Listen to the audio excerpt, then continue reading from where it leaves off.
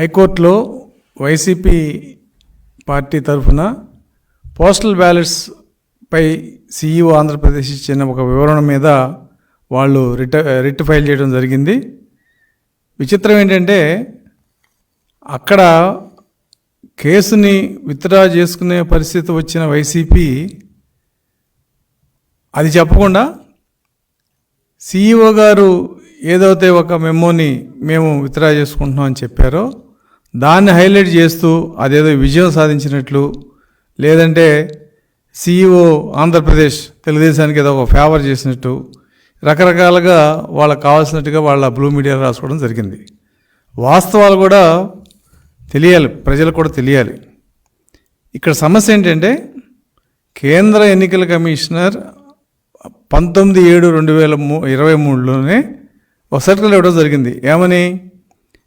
Postal బ్యాలెట్స్లో తీసుకున్న vote వేసిన సందర్భంలో డిక్లరేషన్ ఇవ్వాలి, ఫారం 13A అని. ఆ డిక్లరేషన్ మీద గెజిటెడ్ ఆఫీసర్ సంతకం పెట్టాలి.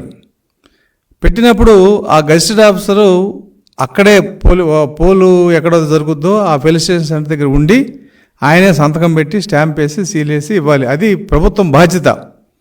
ఎక్కడన్నా పొరపాటున సీల్ లేకపోయినా స్టాంప్ లేకపోయినా అటువంటి బ్యాలెట్లని తిరస్కరించొద్దు, వాటిని వ్యాలిడిటీ చేసి కౌంట్ చేయండి అని చెప్పి 2023లోనే కేంద్ర ఎన్నికల కమిషనర్ సర్కులర్ ఇవ్వడం జరిగింది. ఇవాళ దాన్ని ఉటకిస్తూ 25/7/2024న ఆంధ్రప్రదేశ్ సీఈఓ గారు కూడా ఇటువంటి సందర్భాల్లో పోస్టల్ బ్యాలెట్ని మేము రిజెక్ట్ చేయమని చెప్పి స్పష్టంగా సర్కులర్ ఇవ్వడం జరిగింది. ఇది ఎందుకు ఇచ్చారు? తెలుగుదేశం పార్టీ మొదటి నుంచి పోస్టల్ బ్యాలెట్స్ మీద ప్రతి విషయాన్ని, ప్రతి అంశాన్ని ఏదన్నా డౌట్ ఉన్నా లేదంటే ఏదన్నా మార్పులు చేర్పులు చేయాలన్నా కూడా సీఈఓ ఆంధ్రప్రదేశ్ని కలవడం జరుగుతుంది. ఆ సందర్భంలో మేము స్పష్టంగా అడిగాం, అయ్యా మీరు మా కొన్ని చోట్ల ఈ స్టాంపులు సీళ్లు వేయలేదు, అలాగే కొన్ని చోట్ల పోస్టల్ బ్యాలెట్ వెనకాల ఆర్ఓ గారు ఫాస్మెయిల్ లేదు, మరి కేంద్ర ఎన్నికల కమిషనర్ సర్క్యులర్ ప్రకారం వీటన్నిటిని వ్యాలిడ్ చేయమని ఉంది. అది రూల్లో ఉన్నా కూడా మన అధికారుల పరిస్థితి ఎలా ఉందంటే పోస్టల్ బ్యాలెట్స్కి ఈవీఎంలు వాడిన అధికారులు ఉన్నారు ఈ రాష్ట్రంలో. కాబట్టి వాళ్ళకి స్పష్టత కావాలంటే మళ్ళీ మీరు ఒక సర్క్యులర్ ఇస్తే తప్ప దీని మీద స్పష్టత రాదు, లేదంటే అనవసరంగా పోస్టల్ బ్యాలెట్స్ నష్టపోయే పరిస్థితి ఉందని చెప్పి మేము అడిగినప్పుడు ఆయన 25/7/2024 సర్క్యులర్ ఇచ్చాడు. ఏమని?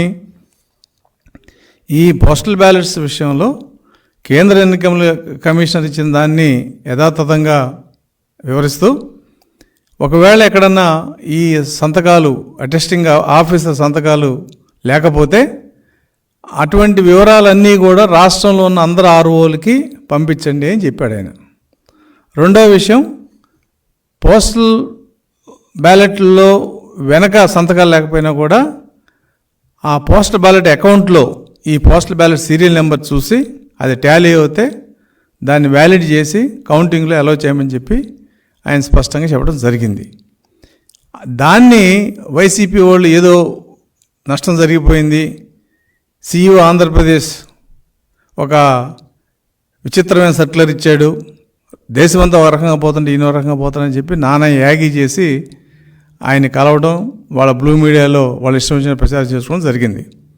అయితే సీఈఓ గారు చాలా స్పష్టంగా చెప్పాడు, నేను నా సొంత నిర్ణయాలు ఏం లేవు, ఇది కేంద్ర ఎన్నికల కమిషనర్ ఇచ్చిన దాన్ని నేను మళ్ళీ తిరిగి అందరికీ చెప్పడం జరిగిందని చెప్పి చెప్పిన మీదట వాళ్ళు హైకోర్టులో వేశారు కేసు.